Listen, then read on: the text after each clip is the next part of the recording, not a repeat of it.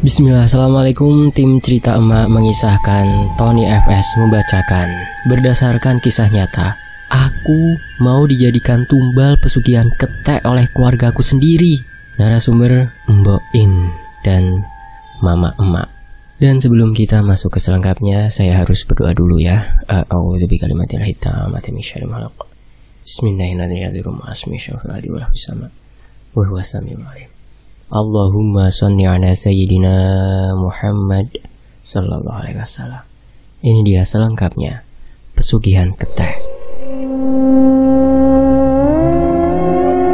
Seperti biasa, aku akan menceritakan tentang asal muasal pesugihan ketek ini terlebih dahulu. Pesugihan ini hampir terkenal di wilayah Bojonegoro, Jawa Timur. Kebetulan almarhum kakekku dari mama asli Bojonegoro, lebih tepatnya di Sumber Arum. Dan kakekku ini punya beberapa saudara kandung. Mamaku lupa lebih tepatnya berapa semua jumlah saudara kandung kakekku, karena memang jumlahnya banyak dan ada beberapa yang tidak akrab dengan mama. Semua nama di sini aku samarkan kecuali nama mamaku, panggil saja Mbok In. Keluarga kakekku ini bisa dibilang cukup terpandang, karena hampir satu desa kenal dengan keluarga kakekku. Mulai dari pasar Sumber Arum sampai hampir ke air terjun Dander, sebagian masyarakatnya pasti ada yang kenal dengan kakekku dan keluarganya. Pasti nih, teman-teman Bojonegoro ada yang tahu tempat itu ya. Mamaku tidak paham secara spesifik untuk mendapatkan pesugihan ini, caranya gimana. Tapi kata mamaku, pesugihan ini didapat dengan cara ritual ataupun semedi di goa. Barulah nanti dia melakukan perjanjian dengan siluman monyet atau ketek kalau kata lidah-lidah orang Jawa kayak aku. Sekarang kita langsung ke kronologinya. Saat itu mamaku masih duduk di bangku SMA kelas 2. Mamaku berangkat ke Bojonegoro dengan beberapa tanteku dan teman sekolah mamaku. Sebenarnya mamaku ada perlu dengan keluarga yang di sana. Ngomong-ngomong, mamaku ini tidak besar di Bojonegoro ya. Jadi kakekku waktu itu adalah seorang TNI Angkatan Darat yang ditugaskan di Surabaya. Kalau sekarang sudah setingkat dengan kolonel. Waktu mamaku SMA, kakekku ini sakit komplikasi dan sudah pensiun juga. Uang pensiun yang didapat kakekku waktu itu kurang untuk biaya rumah sakit dan kontrol kakek. Karena kakek merasa punya tinggalan sawah berhektar-hektar dan rumah di Bojonegoro, akhirnya mama disuruh ke sana untuk meminta apa yang menjadi hak kakek. Ngomong-ngomong, semua tinggalan kakek yang di sana itu dijaga atau dititipkan untuk dirawat oleh ponakannya, yaitu anak-anak dari kakaknya kakek. Kakekku ini tipe orang yang percaya banget sama saudaranya, tapi di antara banyaknya saudaranya, hanya satu saudara kakek yang bisa dipercaya, yaitu kakaknya kakek yang satu tingkat di atas kakek. Bahkan saat pemakamannya waktu itu ya cuma saudara kakek ini yang mengantar jenazah kakekku sampai pemakaman. Bahkan pas nikahan mama juga yang bersedia menjadi walinya ya hanya saudara kakek ini, panggil saja Kung To, Kakung To. Back to story, saat tiba di sana, mamaku dan beberapa tante serta teman-teman mama ini tidak disambut dengan baik. Mereka seperti sinis, terutama kepada mamaku, karena mereka tahu kondisi kakekku di Surabaya. Kebetulan mamaku tiba di Bojonegoro itu udah larut malam. Sebenarnya mamaku kesana itu hanya ingin minta uang hasil penjualan sawah kakek, lalu balik ke Tuban untuk tidur di rumah saudara mama yang di sana. Karena asal tahu aja ya, di sana waktu itu masih minim penerangan jalan umum dan masih terhampar sawah-sawah warga. Belum lagi masih banyak barongan di pinggir-pinggir jalan. Barongan, orang Jawa mungkin bisa dijelasin barongan itu apa. Pastinya juga sudah tidak ada angkot di sana. Mamaku dan yang lain memutuskan untuk stay di sana malam hari itu. Sekarang aku ajak kalian ke tokoh paling penting dalam cerita ini, dan namanya juga aku samarkan. Mamaku waktu itu tinggal di rumah salah satu anak kakaknya kakekku, di mana hanya rumah itu yang memiliki beberapa kamar kosong, karena Di antara semua keluarga kakekku, hanya sepasang suami istri inilah yang rumahnya paling mencolok. Di tahun segitu rumahnya semua full kaca, dan kacanya juga nggak main-main. Kalian bisa bayangin gimana mewahnya? Teman-teman bisa bayangin gimana mewahnya? Mamaku ini kelahiran tahun 1974. Jadi hitung sendiri ya, saat mamaku duduk di bangku kelas 2 SMA itu, di tahun berapa dan mamaku ini anak tunggal. Mamaku tidak ada rasa curiga apa-apa saat disuruh tidur di rumah itu, karena di sana juga ada anaknya yang usianya tidak terpaut jauh dari usia mama saat itu. Jadi Bude, aku manggilnya Bude kalau sesuai silsilah. Punya 2 anak cowok dan cewek. Kita panggil aja Mas Toto dan Mbak Widya. Bukan nama asli ya. Soalnya mamaku masih trauma, jadi minta disamarkan saja namanya. Tapi yang paling dekat sama mama, atau lebih tepatnya yang paling supel itu, Mas Toto. Kalau Mbak Widya itu pendiam dan sedikit pemalu orangnya. Berangkatlah semua orang ke rumah itu dengan ditemani salah satu Pak Deku, yang rumahnya dekat dengan pasar Sumber Arum. Setelah sampai di rumah itu, sebenarnya ada yang aneh, karena mamahku kebagian satu kamar dengan bed kecil. Jadi mau tidak mau mama harus tidur sendiri, sedangkan yang lain ada berdua dan ada yang bertiga. Karena mamaku lagi capek banget waktu itu, jadi mamaku enggak terlalu ngeh kalau ada hal-hal ganjil yang sedang dialaminya. Sampai pada puncaknya, sekitar pukul 1 dini hari, mamaku terbangun dari tidurnya gara-gara ada suara monyet yang berisik banget. Seakan monyet-monyet itu ada di dalam kamar tempat mamaku tidur. Anehnya, pas mamaku bangun di kamarnya, enggak ada apa-apa, tapi suara itu masih terdengar jelas. Waktu mamaku coba keluar kamar, justru pintunya tidak bisa dibuka. Entah sengaja dikunci dari luar, atau emang pintunya sedang macet, mamaku tidak paham. Akhirnya mamaku memutuskan kembali duduk di atas kasur. Di situ mamaku benar-benar sendiri dan bingung harus berbuat apa. Lalu mamaku memutuskan untuk melafal beberapa doa-doa pendek yang mamaku bisa. Tapi semakin mamaku mengeraskan bacaan doanya, tubuh mamaku justru semakin membatu. Benar-benar membatu, nggak bisa gerak. Yang bisa digerakkan hanyalah bibir dan bola matanya saja. Di balik rasa takut mamaku, mama tetap berupaya dengan terus membaca doa-doa. Dan kini sesuatu yang tak kasat mata itu mulai bereaksi dengan menghancurkan barang-barang yang ada di kamar itu. Apapun yang ada di kamar itu terlempar dengan sendirinya. Mama ini padahal bisa baca-baca doa, tapi kenapa buat teriak itu seakan suara mama justru nggak mau keluar. Mama saat itu cuma bisa nangis sambil baca-baca doa sebisa mama, karena tubuh mama benar-benar kaku. Gerakin jari aja nggak bisa loh kak, kata mamaku saat menceritakan kronologinya. Kejadian terus berlanjut seperti itu, sampai tiba-tiba saja kasur mama gerak-gerak sendiri. Kalau orang Jawa ngomongnya hoyak-hoyak dewi. Gerakannya semakin lama semakin cepat, sehingga mamaku terjatuh ke bawah lantai. Saat mama terjatuh dan posisinya menghadap ke kolong tempat tidur, mama seketika kaget. Karena mama melihat di bawah tempat tidur yang dia tiduri ternyata sudah ada sesajen dan telur ayam kampung. Lalu ada kendi kecil yang sudah terisi air. Ketakutan mama semakin menjadi-jadi. Sampai secara tiba-tiba sekumpulan sesajen itu bergerak-gerak dengan sendirinya. Bahkan kendinya tiba-tiba sampai pecah. Mamaku yang saat itu cuma bisa mematung, menghadap ke arah kolong tempat tidur, dan tidak bisa berbuat apa-apa. Dikagetkan dengan munculnya sosok anak monyet dengan bulu coklat kehijauan keluar dari dalam kolong tempat tidur.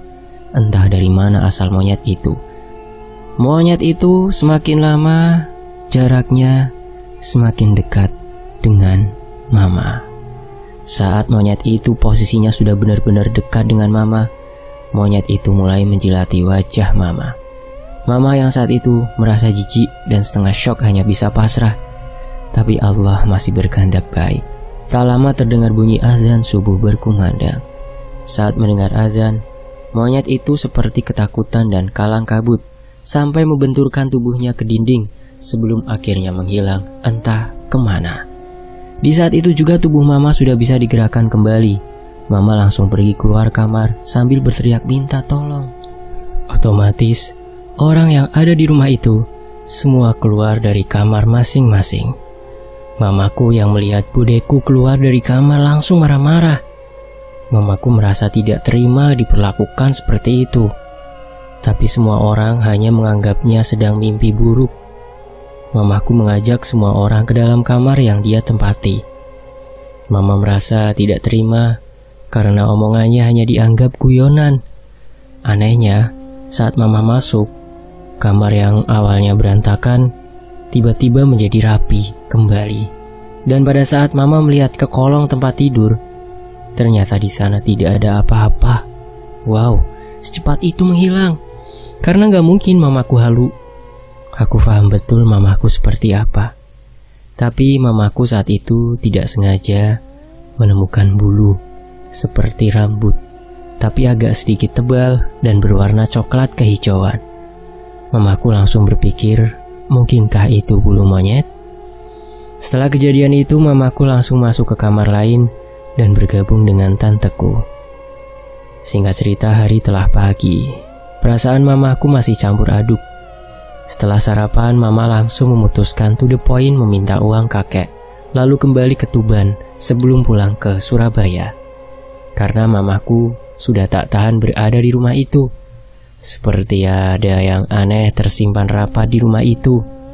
Padahal suami budeku ini hanya seorang kuli bangunan, tapi bisa membangun rumah semewah itu. Pertanyaan itu juga terbesit di pikiran Kakung To. Tapi karena keluarga yang lain tidak mempermasalahkan, akhirnya Kung To juga tidak mau banyak bicara. Anak-anak angkat dari budeku ini juga tiba-tiba menjadi ketakutan. Tapi mereka tidak mau bercerita apa-apa ke mama dan yang lain. Bahkan saat mereka akan membuka suara, justru didatangi budeku dan disuruh masuk ke dalam. Benar-benar penuh rahasia. Tapi mamaku tidak mau berhenti di situ. Mama langsung mendatangi Kung To yang sedang mancing dengan beberapa warga di tambak milik kakekku. Saat mama menunjukkan beberapa bulu rambut yang dia temukan di dalam kamar saat setelah kejadian yang mama alami, semua orang kaget, semua berteriak, "Iki ulu ketek sing ono nak begawan." Yang artinya seperti ini, teman-teman. Itu bulu monyet yang ada di Begawan. Apa itu Begawan? Begawan itu Sungai Bengawan Solo. Entah memang orang di sana nyebutnya Begawan atau memang ada sungai lagi yang bernama Begawan. Aku nggak tahu. Tapi saat aku cari di Google sih ketemunya Sungai Bengawan Solo. Kata orang-orang itu, di dekat sungai itu ada sebuah kali yang bernama Kali Ketek.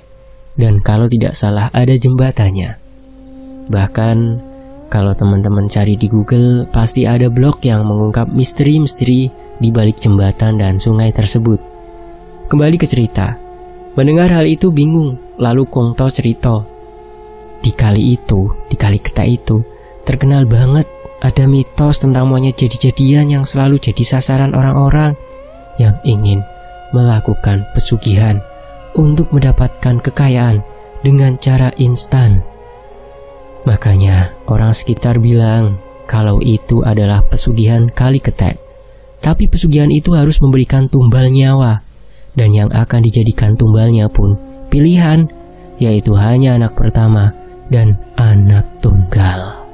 Semakin sering dia memberikan tumbal, semakin cepat juga dia kaya. Paling lama orang itu menyerahkan tumbal yaitu 3 tahun sekali.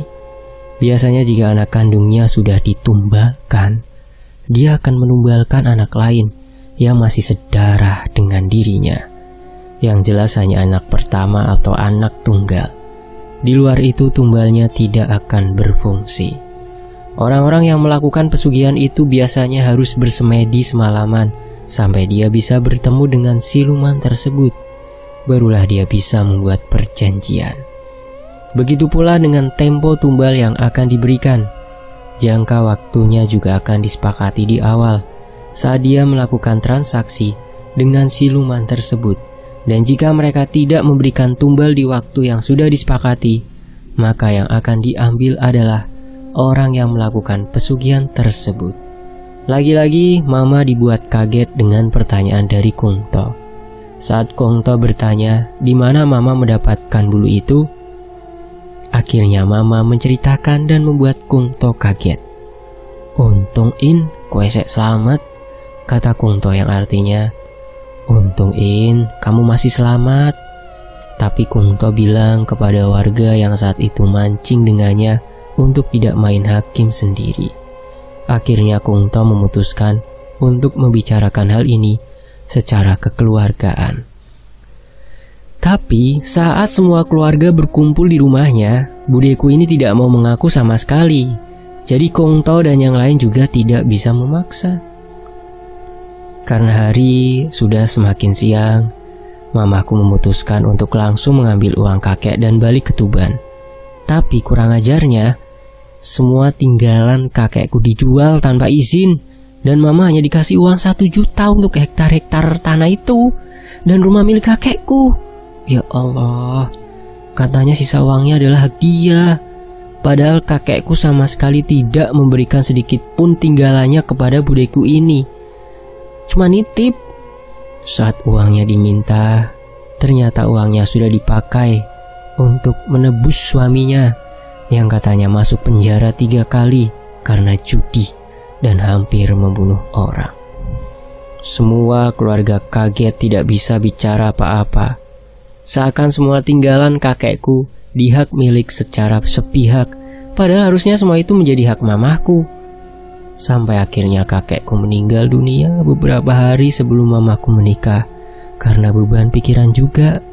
Innalillahi kek, husnul khotimah ya kek. Bahkan saat kakekku meninggal pun, semua harta kekayaannya yang di Bojonegoro tidak tahu juntrungannya kemana. Tapi nenek dan mama sudah mengikhlaskan semuanya. Di sisi lain, lebih kurang sekitar 2 bulan setelah mama menikah, mama mendapat kabar bahwa anak angkat budeku yang bernama Mas Toto meninggal dunia karena sakit. Sakitnya apa juga tidak ada yang diberitahu, sampai harus dirujuk ke rumah sakit terbesar di Surabaya dan meninggal di rumah sakit itu. Sayangnya, keluarga tidak ada yang boleh melihat kondisi terakhir mayatnya. Tapi, kata beberapa budeku yang sempat melihat, katanya wajahnya mirip monyet. Wajahnya hampir dipenuhi bulu. Bahkan saat pemakamannya saja, seakan disambut dengan beberapa monyet yang tiba-tiba memenuhi kuburan, membuat orang-orang yang ikut memakamkan ketakutan dan berhamburan kemana-mana. Bahkan ada juga yang balik pulang. Alhasil di pemakaman hanya ada pihak keluarga, dan itu pun hanya beberapa. Ternyata saat mamaku ke sana, rumahnya yang dulu mewah sudah terbakar. Sekarang rumahnya kecil dan sepetak. Sebelum anaknya meninggal, suaminya juga telah meninggal dengan kondisi yang sama dengan anaknya. Wajahnya hampir menyerupai monyet. Kata mamaku seperti ini. Kalau Allah enggak baik sama mama, saat itu mama hampir saja jadi tumbal keluarga sendiri.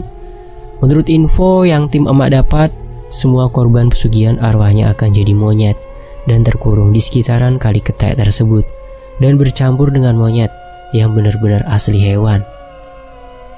Ciri-ciri kalau monyet itu jadi-jadian adalah ketika keluarganya yang melakukan pesugihan datang berkunjung ke sana membawa makanan. Saat semua monyet berebut, tapi ada satu monyet yang menjauh. Itu pertanda bahwa monyet itulah arwah keluarganya yang menjelma jadi monyet. Seakan memberi pertanda, dia marah dan kecewa karena telah ditumbalkan oleh keluarganya sendiri. Karena keluarga yang melakukan pesugihan ini biasanya akan membawa makanan sebulan sekali untuk dibagikan ke monyet-monyet yang ada di sana. Sebagai bentuk rasa terima kasih dan rasa menghormati para siluman-siluman yang menempati wilayah di sana. Biasanya juga monyet-monyet ini dicari untuk meminta kekayaan, kekuatan dan penglaris usaha. Kalau yang diminta kekayaan, biasanya sang peminta akan menjadi kaya mendadak tanpa tahu sebab pastinya uang itu didapat dari mana. Jika yang diminta kekuatan, biasanya yang meminta hal ini itu seorang jawara-jawara yang ada di sana agar tidak tembus peluru. Tahan bacok, dan tidak mempan dibakar api. Jika yang diminta penglaris, biasanya bulunya akan dicampur ke barang jualannya. Kalau orang itu jualan makanan, bulunya akan dimasak jadi satu. Tapi jika orang itu berjualan barang, biasanya bulunya akan diusap-usapkan ke barang dagangannya. Dan masih banyak cara-cara yang lain. Teman-teman bisa cari di Google sendiri ya. Dan demikianlah sebuah cerita dari sumbernya ibunya emak atau mamahnya emak. Lagi-lagi ya, kita membahas pesugihan, padahal cara ini tidak barokah untuk hidup kedepannya. Tapi orang-orang seakan berlomba-lomba meraih penghasilan dengan cara ini. Apalagi sampai harus mengorbankan nyawa manusia. Nyawa manusia hanya dinilai sebagai tumbal. Seandainya dia yang dijadikan tumbal juga tentunya tidak terima kan? Tapi aku bersyukur mamahku masih bisa diberi kesehatan panjang umur sampai detik ini.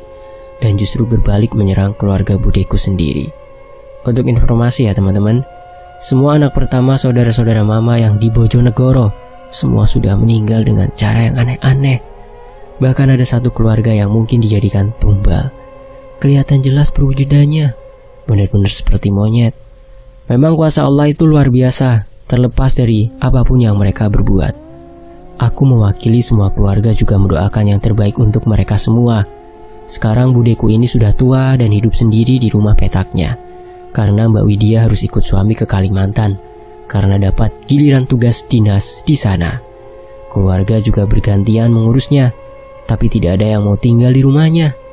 Tambahan sedikit ya, Mas Toto dan Mbak Widya ini adalah anak kembar yang diangkat bude dari seorang ibu-ibu penyelip beras di desa itu. Karena keterbatasan biaya hidup, ibu ini rela menyerahkan anak-anaknya ke budeku. Tapi sayangnya ibu ini udah meninggal saat anak-anaknya baru lulus SMP. Sedangkan suaminya atau bapak dari Mas Toto dan Mbak Widya kabur dengan wanita lain. Jadi begitulah ceritanya teman-teman. Terima kasih ya sudah menyimak kisah ini. Terima kasih tim emak. Saya pamit ya teman-teman. Wassalamualaikum warahmatullahi wabarakatuh. Tetap di Tony FS. Alhamdulillah.